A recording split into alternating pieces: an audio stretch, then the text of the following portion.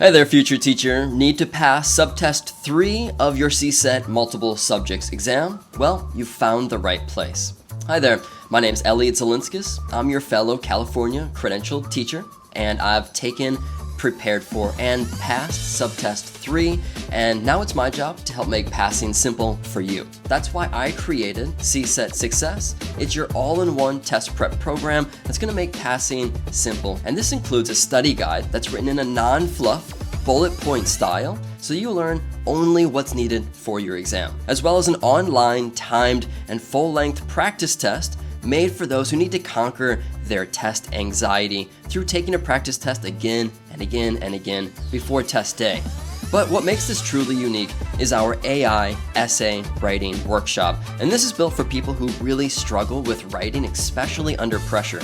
And here you get to practice your writing skills, which are then scored by our AI essay graders, who are trained to evaluate your responses on the exact scoring rubric that you'll be graded against on test day. Alright, so this is Subtest 3, and this is going to be a high overview video, so let's get to understand what we need to know in order to pass this test. Starting with the basics, first let's understand that you are able to take this test at home or in a quiet place remotely, and you're also able to find a local testing center to take Subtest 3 as well. And you're going to receive 2 hours and 15 minutes if you are only taking Subtest 3.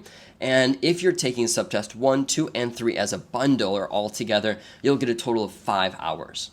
The price to take Subtest 3 is pretty expensive. It's $99 every time you have to take it.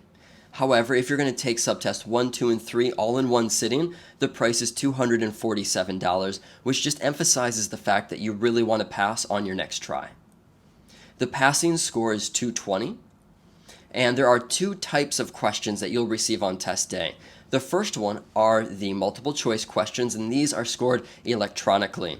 And quick to note is that there's no penalty for guessing, so make sure you answer all of the questions even if you're totally not sure. Regarding the constructed response answers, these are graded at this time by California educators using a holistic system in order to evaluate the effectiveness of your essay responses. Now let's talk about the content that you'll actually see, starting with the visual arts and performing topics. This is a section in Subtest 3 that includes a total of 4 domains. So let's talk about the topics that you'll need to get prepared for on test day.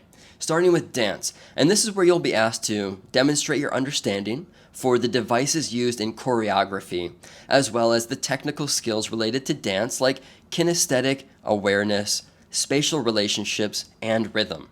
And then in Domain 2, this is all about music, where you'll be asked to demonstrate your understanding and your knowledge, all about mathematical elements like pitch, rhythm, and harmony.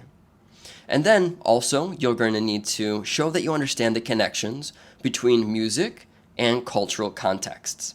Alright, great. Now let's move on to Domain 3, which is theater. And here you'll receive questions on test day about drama and theater, and also the technical theater elements like lighting, sound, depth, and height. And then there's Domain 4, which is visual arts. And you'll receive questions about the safety of students when using art materials and tools as well as equipment, and also how people around the world have used visual art in order to tell their stories throughout history. Now let's look at the second exam competency within Subtest 3, which is physical education, which includes these domain topics. The first being movement, where you'll be asked about non-locomotor skills as well as the effect gravity and friction have on our motion and our movement.